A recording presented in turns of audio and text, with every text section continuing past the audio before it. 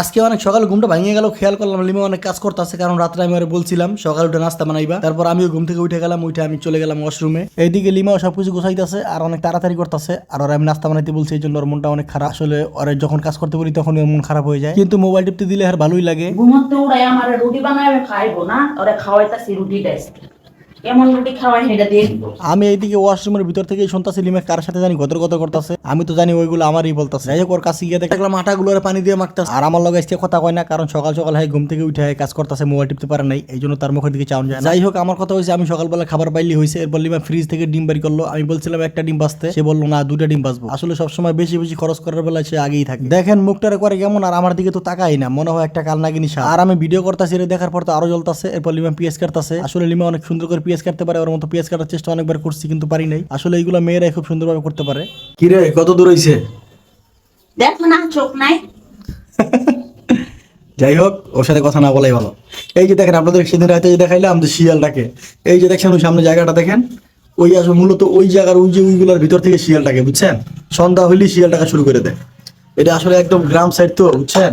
এই যে নিচের রাস্তার কাজ চলছে, আমরা তো উপরে, তো অচেনা জায়গায় আর কি, আশেপাশে কোনো দোকান নাই কিছু নাই, থাকলে তো সকালে আমরা পরোটা কিনাই নিয়ে খাইতাম, তাইলে আর অন্তত আর এই রাত মুখটা আমার দেখা লাগতো না। তারপর লিমা ডিমটারে বাংলো ভাঙিয়ে পেঁয়াজ মরিচে মাখাইলো। এরপর দেখি তেল শেষ হয়ে গেছে। আসলে আমার ঘরে আর কিছু শেষ হোক আর না হোক, তেলটা খুব তাড়াতাড়ি শেষ হয়ে যায়। শেষ হইব না কি হইব, দেখেন কতগুলো তেল দিতেছে, একটা ডিম বাঁচতে এতগুলো তেল লাগে। ও সরি, ও ডিম না, এইগুলো চাপটি বানানোর জন্য তেলটা দিছে। যাই হোক, চাপটি বানাইতেছে। দেখেন আসলে চাপটিগুলো যখন প্রথম বানাইতেছে, চাপটিগুলো যখন প্রথম হইব, তখন আমি চাপটির দিকে তাকাইয়া আমি দেখলাম ঠিক ওর মতো। ও যেমন মুখটারে গোমরা করে রাখছে, চাপটিটাও দেখতে ঠিক সেই রকমই হয়েছে। আসলে যে বানাইবো তার মতো তো হইবই, তাই না? আসলে এটা প্রথম চাপটি তো, এই জন্য ভালো হয় না। দ্বিতীয় চাপটিটা খুব ভালো হয়েছে। তো আপনারা দেখেন দ্বিতীয় চাপটিটা কত সুন্দর হয়েছে, আসলেই সুন্দর হয়েছে। আর এইদিকে দেখেন আমার হাতে একটা থাল তরাই খাড়া করে রাখছে। কি করবো, কিছু করার নাই, কারণ ওর কথা বাইরে গেলে তো আর খাবার দিব না, বুঝেন নাই? সকাল সকাল উঠে এমনি রান্না করাইতেছি, এমনি আর মেজাজটা খুব খারাপ। যাই হোক, অবশেষে চাপটিটা হয়েই গেল। আর এটা প্রথম চাপটি তো, এই জন্য একটু পোড়া পোড়া হয়েছে। এরপর থেকে যে চাপটিগুলো বানাইছে সব চাপটিগুলোই ভালো হয়েছে। দেখেন এটা দ্বিতীয় চাপটি, দ্বিতীয় চাপটিটা আসলে খুব সুন্দর হয়েছে। চাপটিটা সত্যিই খুব ভালো হয়েছে। প্রথম চাপটিটা একটু পোড়া পোড়া হইলেও দ্বিতীয় চাপটিটা খুব সুন্দর হয়েছে। দেখেন, আর আপনারা কারা কারা এমন সকালে চাপটি বানায় খান একটু কমেন্টে জানাই দিয়ে। আপনারা তো শুধু ভিডিওই দেখেন, লাইক কমেন্ট শেয়ার কিছুই করেন না। অনেক কষ্ট করে একটা ভিডিও বানাই, তারপর যখন আপনাদের লাইক কমেন্ট পাই না, সত্যি খুব খারাপ লাগে। যাই হোক, এখন শেষ চাপটিটা বানাইতেছে, এটার পরে মূলত শেষ। তারপর ডিমটা ভাজি করবে, আর এখনো কিন্তু ওর মুখের দিকে তাকানো যায় না। যাই হোক, এই যে দেখেন ডিম ভাজি করার জন্য তেল দিতেছে। আর এতগুলো তেল লাগে দুইটা ডিম ভাজি করতে, দেখেন সব সময় সবকিছু তো খালি তেল বেশি দেয়। আসলে আমি কষ্ট করে কাজ করি তো, তেল তো আমি কিনে, এই জন্য আমার খুব খারাপ লাগে। ও তো কেনে না, এই জন্য বোঝে না। যাই হোক, আপনারা সবাই জানেন ও তো কাজ করে, আমরা দুইজনই জব করি। আসলে আমরা দুইজন যতই ঝগড়া করি, দিন শেষে কিন্তু আমরা মিলেমিশেই থাকি। যাই হোক, অনেক পেশাল পারছি, অবশেষে আমাদের ডিম ভাজিও হয়ে গেল। ডিমটা খুব সুন্দর হয়েছে। ডিম ভাজি একটু নরম থাকলে আমার খাইতে ভালো লাগে, আর ও চায় একটু পোড়া পোড়া করতে, এই জন্য ওর সাথে আমার মাঝে মাঝে ঝগড়া লাগে। এরপর ও আমার হাত থেকে থালটা কেড়ে নিয়ে বললো, তুমি থালা বাসনগুলো ধুয়ে আসো, নাহলে তোমার খাবার দিব না। তো গাইস, কি আর করার, বাধ্য হয়ে আমাকে থালা বাসন ধুইতে হবে। কি আর করবো, কপালে এটাই ছিল। আর যদি এটা আমি না করি, তাহলে হয়তো আমাকে খাইতে দেবে না। থালা বাসন ধুয়ে যখন ঘরে আসলাম, তখন দেখি খাবার সামনে রেখে মোবাইল টিপতে আছে। সবসময় শুধু মোবাইলে টিপ, আর আমি যখন মোবাইল টিপতে না করি, তখন আমার সাথে ঝগড়া লাগে। যাই হোক, এসব কথা নাই বললাম। এখন অবশেষে আমরা দুজন একসাথে খেতে বসলাম। খাইতে বসলে সবসময় ওরা আমি আগেই খাওয়াই দেয়, কিন্তু আজকে আমার খুব খিদে লাগছে, এই জন্য ওর আগে আমি খেয়ে ফেললাম। দেখেন করে কি মুখটা। যাই হোক, অবশেষে ওরও আমি খাওয়াই দিলাম।